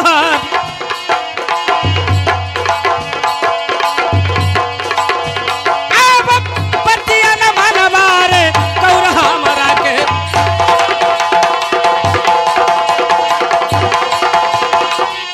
क्या ते बात नहीं मानेगी? क्या क्या मेरा बात को ते नहीं मानेगी? क्यों ऐसे करते अगर हैं ते भैया? बात नहीं मानेगी तो मैं तुम्हें भारी दुर्गत कर दूंगा। ठीक है भैया जी, जब ऐसा कहते हैं भैया जी तो हम खाना बनाएंगे, जहर डालेंगे भैया जी। क्या मान गई ना? हाँ भैया जी। यही बात पहले तुम प्यार से मान जाती तो क्या जरूरत है तुम्हें मारपीट करने का? ठीक है भैया जी हम जाओ, ये बात किसी को पता भी ना चले। ठीक है भैया सोच जी। लो, झटपट गैसवे पर बना ली है। अच्छा ठीक है ये दरबार। बात हमारे तुम्हारे बीच ही रहना चाहिए। ठीक है भैया जी। ठीक है जाओ। ठीक है जाती हूँ। चलो और बहादुर, चलो रुदल को कहना है कि खाना बन गया है, चलो खाने के लिए भोजन पर। ये है राज मोहब्बत से ऐसा ऐसा बात बोले हमको भैया जी, हमको संग में चल कर कह देती हूँ।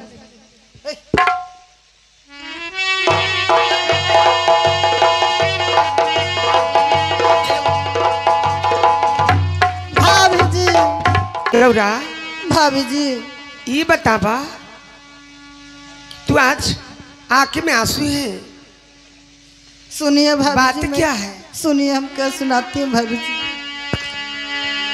हाँ तो जुल्म गुजार गइल भाभी जी, क्या? परलय जी हो गए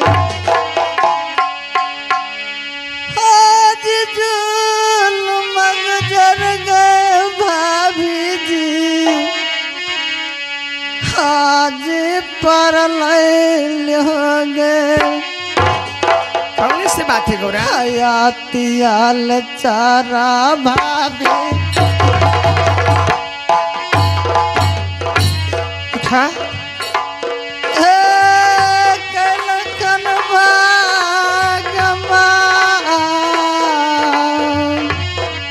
क्या बात है गौरा? हयातियाल चार भाभी जी कलकन भागमा कहा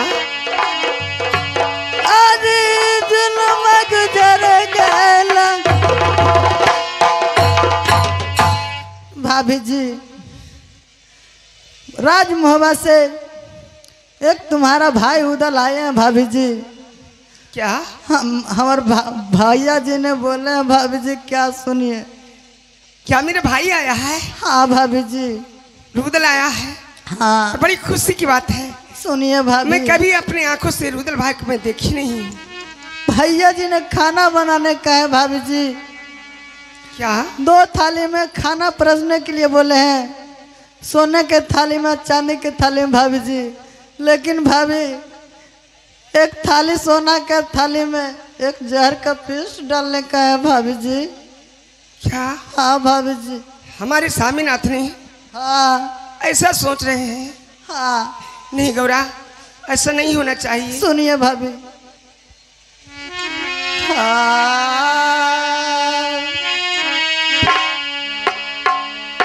प्राण बचा भाभी जी क्या गौरा? आज अपन भैया के आज प्राण बचाला भाभी जी क्या गौरा? आज अपन भैया के नात जन्म भाभी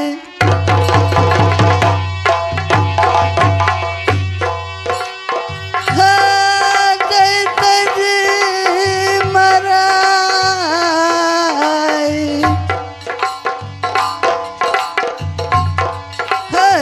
नात प्राण भाभी जी। क्या गौरा? आज जैत जी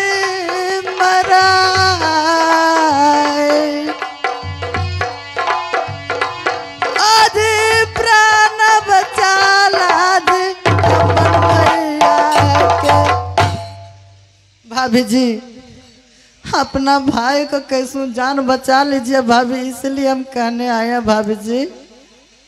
अच्छा हुआ ननद कि तू इस समाचार हमरा कहे खातिर चाहिए। हाँ भाभी जी। कोई भी बहन कोई उपाय कर तुम्हें प्राण बचाने के लिए अपना उपाय करूंगी जरूर। हाँ करिए भाभी। सुनो, कहिए भाभी जी। करा द मुलाकात ननदो भाभी जी अमोर भाई से। अवश्य की कराऊंगी भाभी।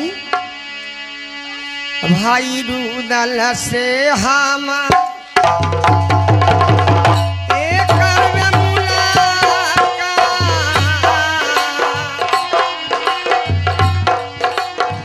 भाई ले रुदाल से हम एक करब मुलाकात।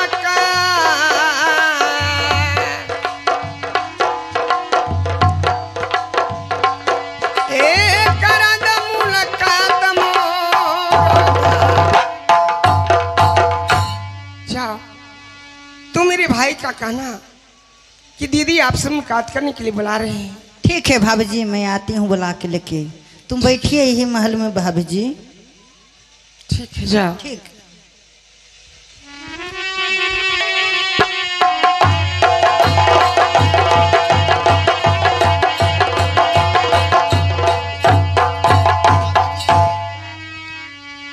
सुनिए, ये बताइए क्या हमारे हे दीदी चंद्रबली हैं? ठीक है, आप जा सकते हैं। मैं दीदी चंद्रबली को चरणों में प्रणाम करता हूँ। खुश रहो भाई। भाई दीदी चंद्रबली। क्या तू ही रुदल है? हाँ। सुनो भाई, तो कहदा खुशालिया भाई हमर माता के। दीदी जी कैसना कुशलिया के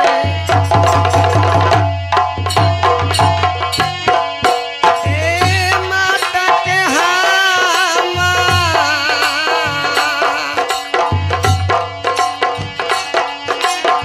कैसना कुशलिया के माता के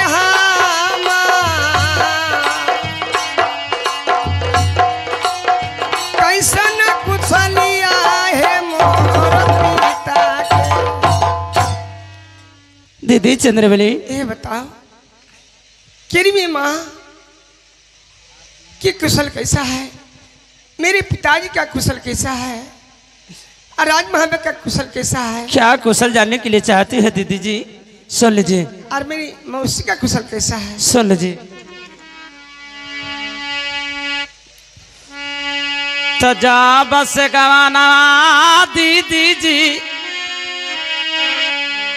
भैलो जी बऊरी गढ़वा में। क्या आज जब से गवनवा दीदी जी तोहर भैलो जी बऊरी गढ़वा में। ठिकाना कुशलिया जी दीदी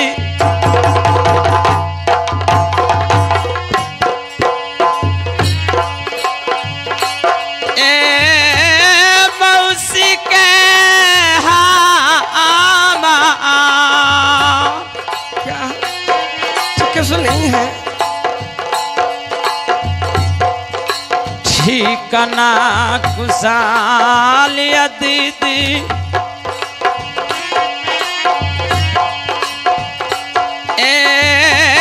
मौसी के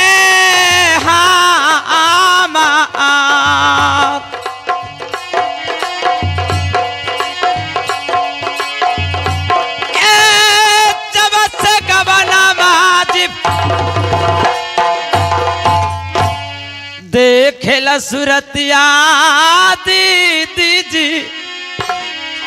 क्या भाई रुदल? तरसल जी मौसी मल्हाना के अनैनवा से निरावा जी दीदी।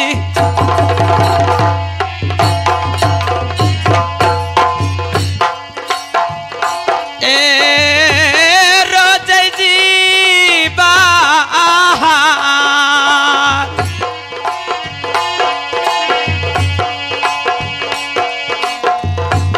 नैना से निरावा दीदी।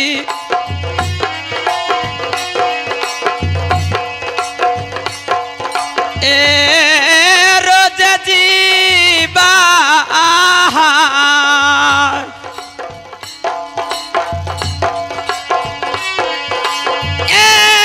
देखेल सूरत आज तरस।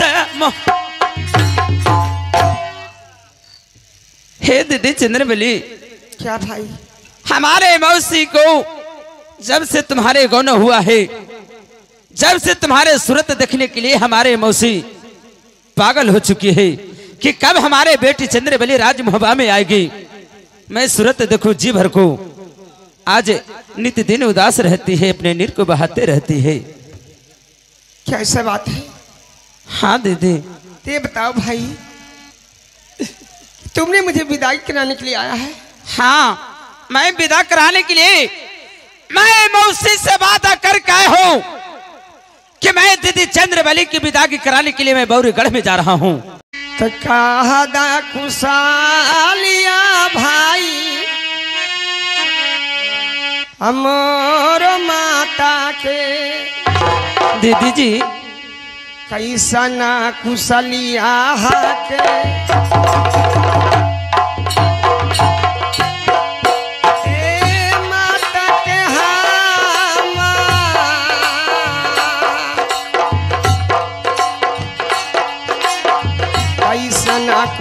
कुशलिया के ए माता के हामा कैसन कुशलिया है मोर पिता के। दीदी चंद्रबली, ये बताओ केरी में माँ कि कुशल कैसा है, मेरे पिताजी का कुशल कैसा है, और राज महाबे का कुशल कैसा है, क्या कुशल जानने के लिए चाहती है दीदी जी? सुन लीजिए। और मेरी मौसी का कुशल कैसा है। सुन लीजिए। तो जा बस गवाना दीदी जी भैलो जी बौरी गढ़वा में क्या आज जब से गवनवा दीदी जी तोहर भैलो जी बौरी गढ़वा में ठिकाना कुशलिया जी दीदी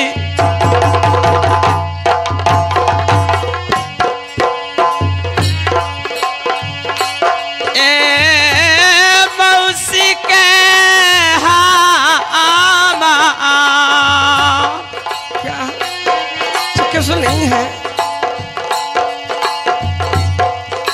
ठिकाना कुशलिया दीदी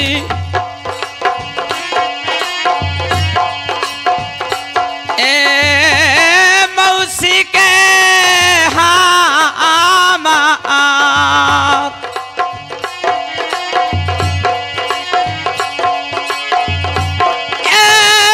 जब से गवना माजिब देखेला सूरतिया दीदी जी क्या भाई रुदल तरसल जी मौसी मल्हाना के अनैनवा से निरावा जी दीदी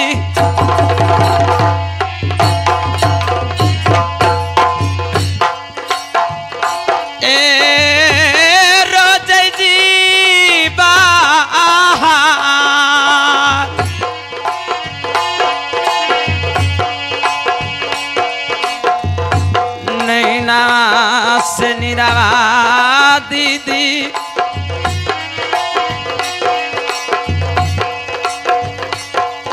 ए रोज जीवा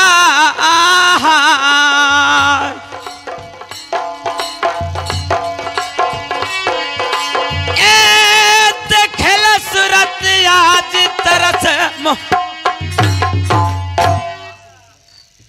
हे दीदी चंद्रबली, क्या भाई हमारे मौसी को जब से तुम्हारे गौन हुआ है, जब से तुम्हारे सूरत देखने के लिए हमारे मौसी पागल हो चुकी है कि कब हमारे बेटी चंद्रबली राज मोहबा में आएगी। मैं सूरत देखूं जी भर को।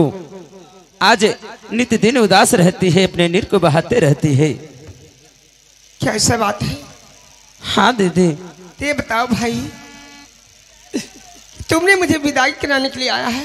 हाँ, मैं विदा कराने के लिए मैं मौसी से वादा करके आया हूँ कि मैं दीदी चंद्रबली की विदाई कराने के लिए मैं बौरीगढ़ में जा रहा हूँ।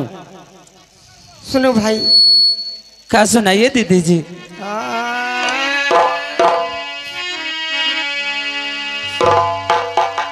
प्राण बचा के भाई दीदी चल जब बौरी गढ़वा से।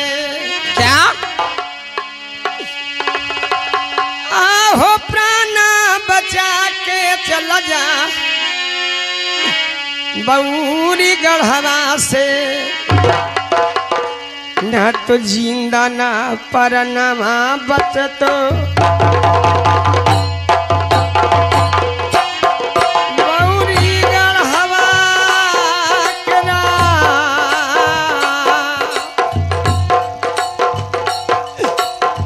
जिंदा नहीं प्राण बचतो। दीदी जी बौरी गढ़वा के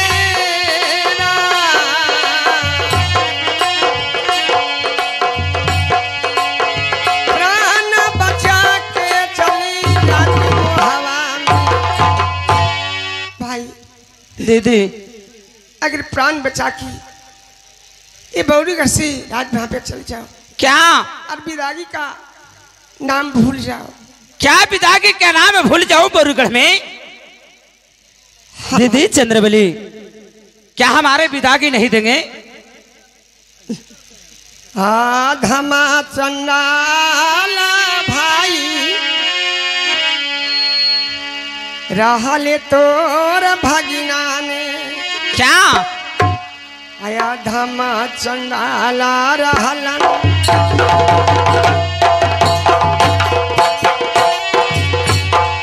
ए स्वामी जी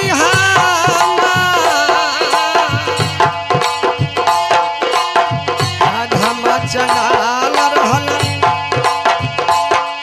ए स्वामी जी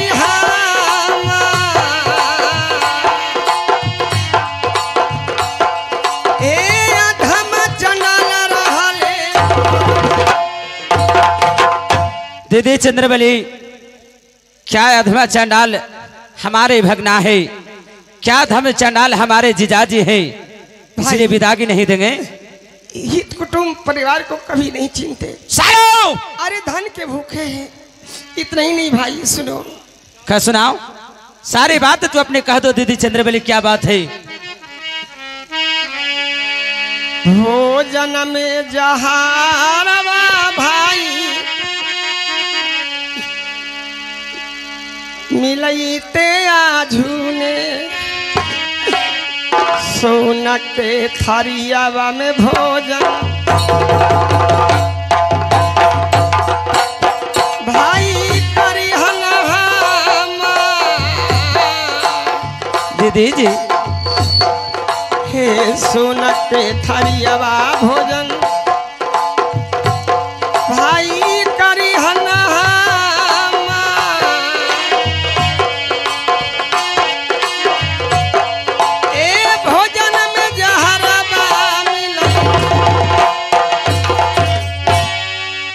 सुनो। बात ऐसी है जो मुझे गौरव बताई है तब मैं जानी भाई सोने के थाली में जहर मिलाया हुआ रहेगा, एक चांदी का थाली रहेगा उसमें जहर नहीं मिलाया रहेगा। इसलिए जब भी भोजन करना तुम सोने की थाली में मत खाना, तब तुम्हारा प्राण बचेगा, नहीं तो राजबौरीगढ़ में तुम मारा जाएगा भाई। दीदी चंद्रबली तेने आज उदयचन कितने जीवन बचाई हो। आज पहले तुम्हारे मैं अभागी हूं। दीदी चंद्रबली तुम्हें बता रहे कि आज तेने हमसे मुलाकात की है, पहली बार है। तुम्हारे बौरीगढ़ के पता नहीं है जो सोलो मैं कहने जा रहा हूं। सोलो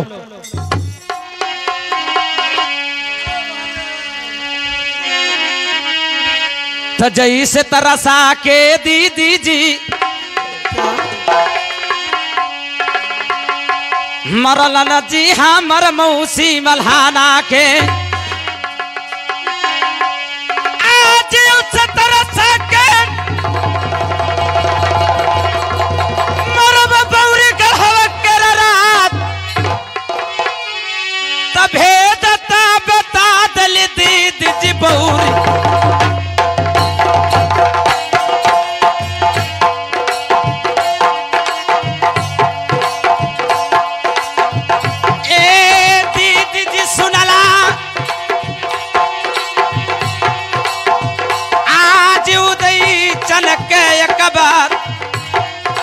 क्या भाई बुझा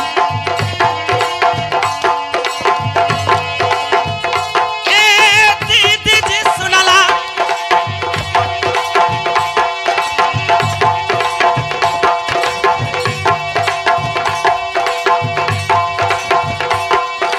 आज उदय चल के कबार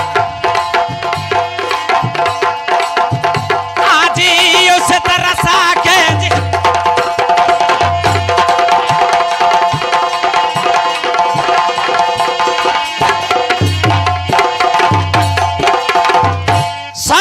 चंद्रबली जिस प्रकार से हमारे मौसी बढ़ाना के हमारे जीजाजी तरसाए हैं, उस प्रकार से मैं बौरीगढ़ में नहीं तरसा दिया तो मेरा नाम उदयचन नहीं। ठीक है भाई।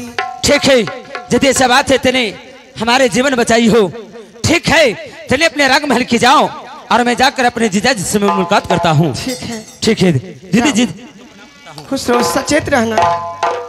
बेटा सूरजमल, चलो खाने पर तैयार रहना। हाँ सब कुछ में तैयार है, सब कुछ में तैयार है। एक बार आने दीजिए ना। मामा जी, मामा जी, भोजन तैयार हो गया मामा जी। तैयार हो गया? हाँ ठीक है, चलो सभी मिलकर भोजन करता हूँ। बैठिए। हमें कहता बैठिए मामा जी। आओ ऐसे होगा ना।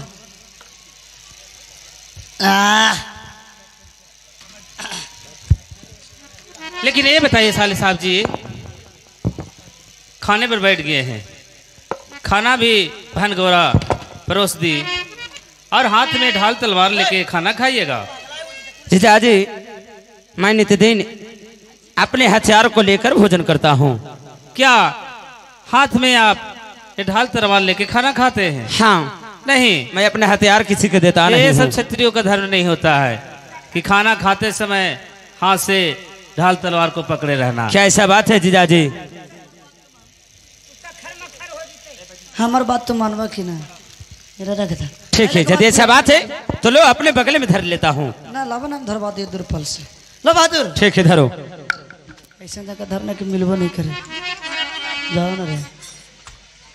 चलिए जीजा जी, अब भोजन करने के समय हो गया। ठीक, अच्छा ये बताओ, हमारे सोने की थाली में भोजन परसाया है।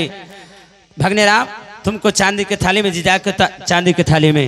एक काम करो, मैं सोना की थाली में भोजन नहीं करूंगा, तुम ऐसे काम करो, हमारे आगू का भोजन जीजा जी करेंगे और जीजा जी को आगू की थाली का मैं भोजन करूंगा।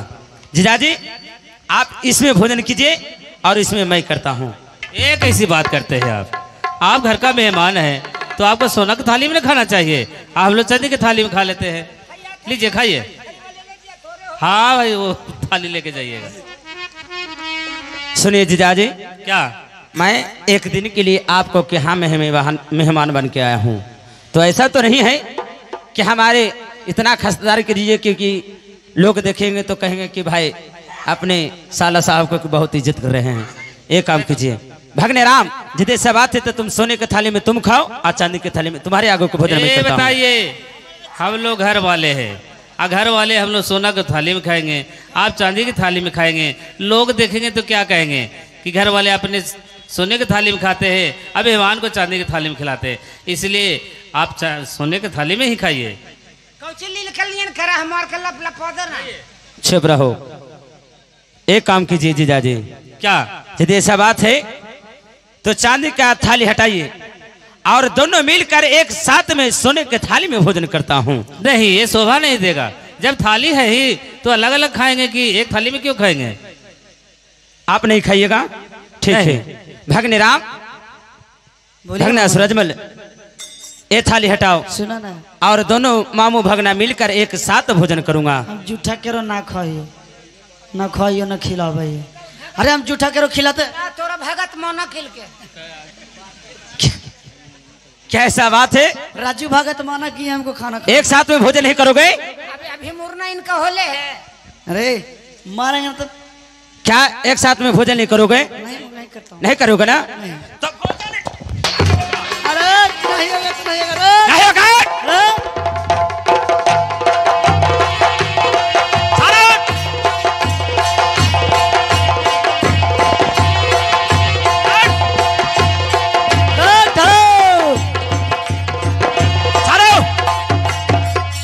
चलो मेरा हथियार लाओ। दुश्मन सुन ले, आहो कहलिया हो हमार, आरे कैदवा में करबऊ रे बाजी, आरे बौरी गहवा में आरे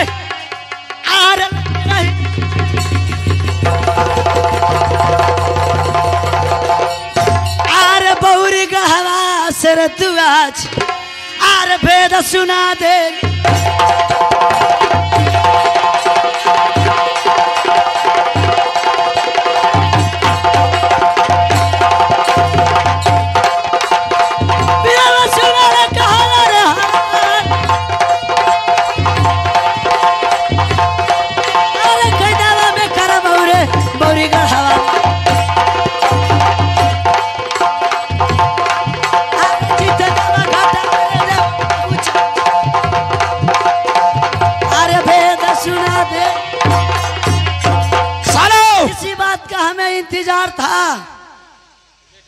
तुम्हें कैद कर कर छोड़ूंगा। सुनो, ऐसा कोई माँ का लाल धरती पर पैदा नहीं लिया है कि उदय चंद को कैद कर सके। तो चलो तैयार और हो जाओ। सुनो, चलो तैयार हो जाओ, चलो। तेने हमारे हथियार को अपने छल से रख कर हमें कैद करोगे।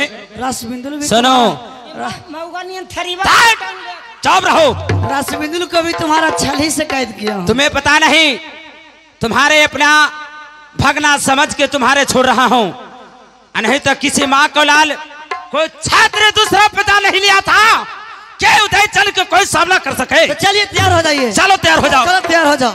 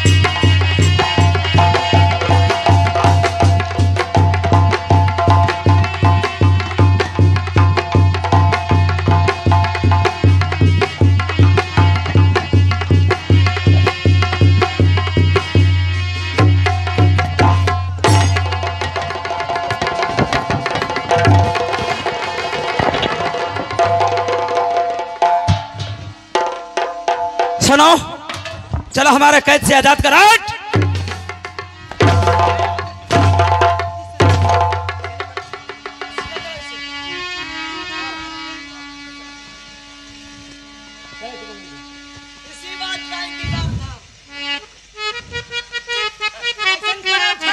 चुप रहो।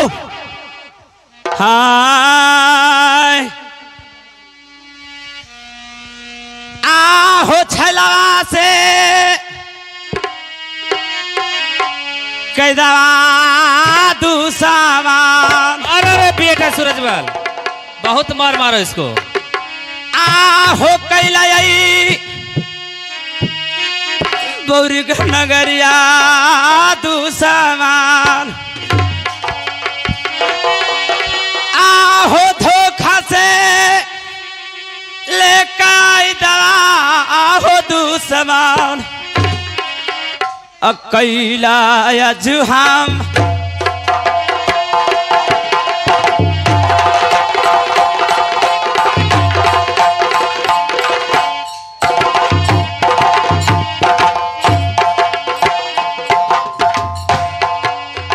आहो धोखा से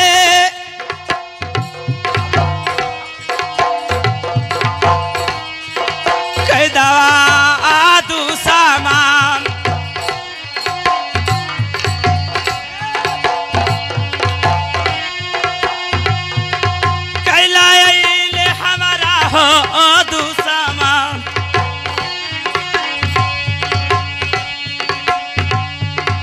आहो कैलाई हमारा आदू सामान।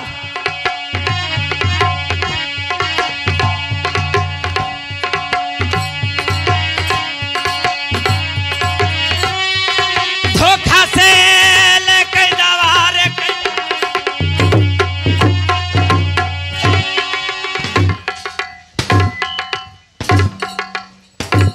बेटा, अब कोई पाए है रे?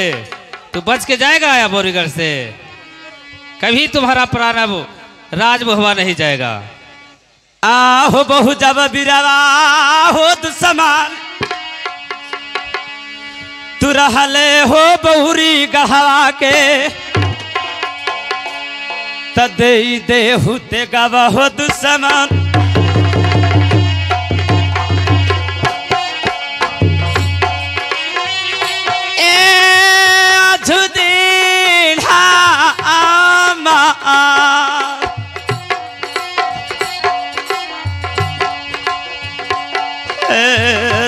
देहु ते गवा दुश्मन। ए झूले हा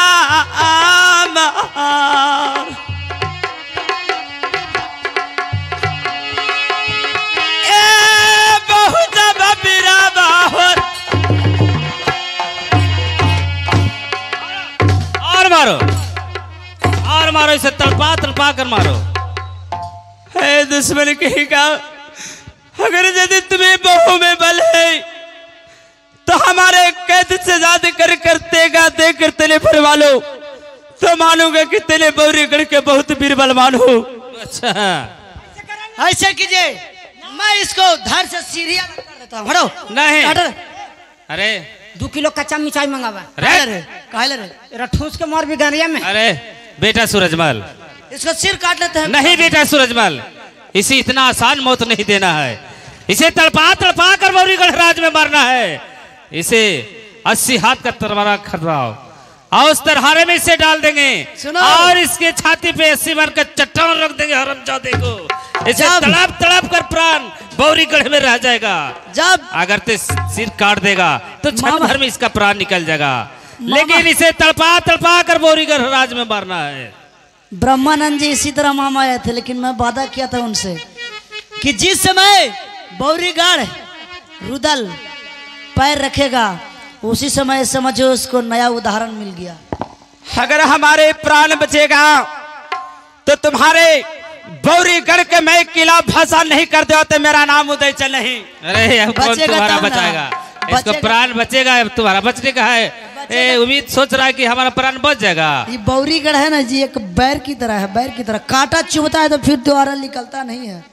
अरे बहादुर, चलो इसे खींच के ले चलो, तरहारे में डाल दो। अरे ठहरो ठहरो ठहरो ठहरो।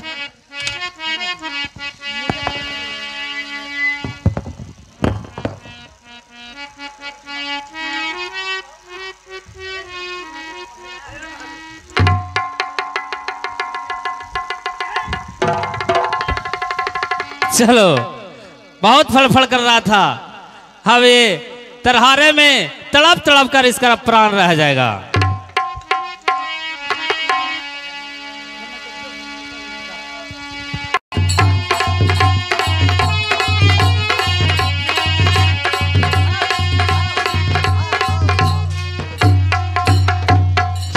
मैं चलती हूँ, भाभी से चलकर कह देती हूँ कि तेरे भैया को हमारे भैया ने कैद कर लिए हैं। भाभी चलकर कह देती हूँ। भाभी जी को चरणों प्रणाम करती हूँ। खुश रहो। भाभी जी, बात क्या है गौरा? जो तुम्हारा भाई ने आए थे ना राजमोहब्बत से, उनको हमारे भैया जी ने कैद कर लिए भाभी। क्या? हाँ भाभी जी, हमारा भाई रुदल कैद में हो गया? हाँ, 80 हाथ के तरहारा में 80 मन के चट्टान धर दिए हैं भाभी जी, इसीलिए हम कहने आ गए हैं भाभी। क्या? तो कहाँ मेरा भाई कैद में है? हाँ भाभी चलो मुझे जी, दिखाने चलो। चलिए भाभी, हम दिखाती हूँ अभी। देखिए भाभी, यही गड्ढा में तरहारा में है भाभी जी। क्या? हाँ भाई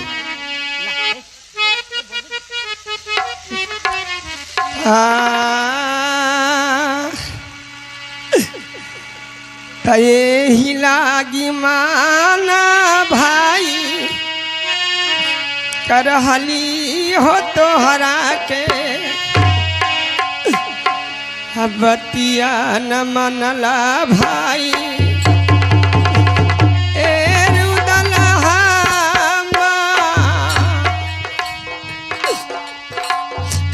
बतिया न मानल भाई। ए रुदला हमा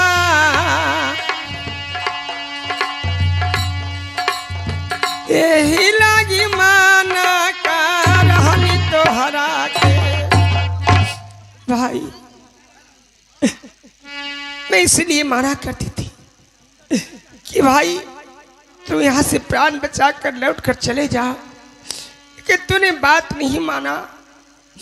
अब मैं क्या करूं भाई? सुनत न खबारिया भाई, माई दीवाला ने तेज देते परना राजमो।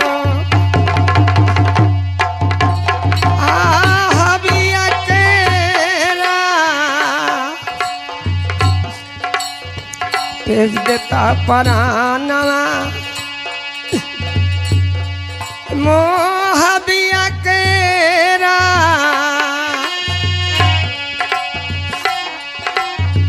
सुनथन खमरिया नामो। भाई तुम्हें कितना समझाती थी लेकिन बात नहीं माना।